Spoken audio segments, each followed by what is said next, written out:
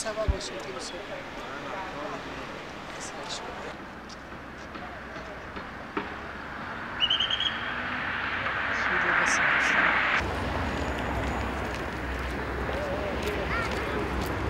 همه یا پروبکا میشه 4 ساعت این نمیدونم مهمون میگه اگر رای دیگه بسازن آخه ما خودم حوزی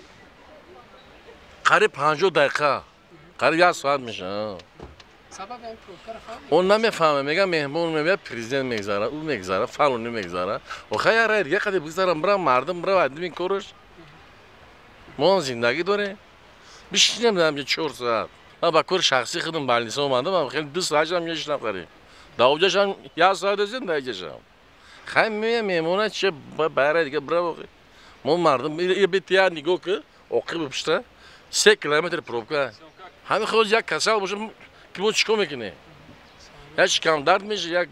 سر درد میشه بعد بیشتر نمیگه راست گفت نیم ساعت شدیم جای ایستادیم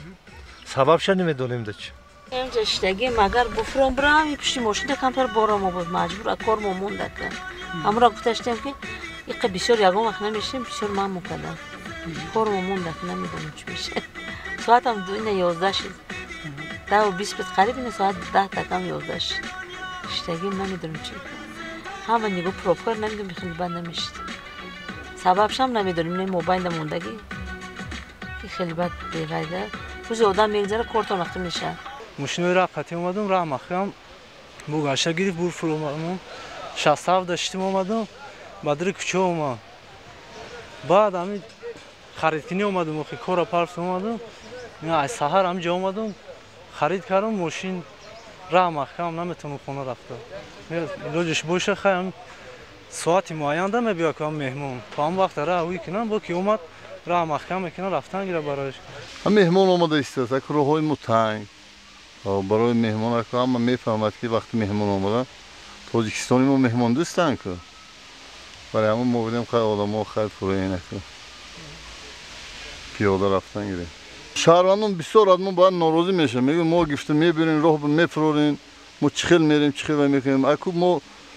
میشد که برای مهمون اگر راه های دیگر مثال علاهیده میشد بعد خلق با اینقدر جبر نمیشد بعد آدم ها به ملو رفت آمد کردن میگفتن این راه برای تنگ بودنشو برای چی شهروند بعد خود ناراضی هم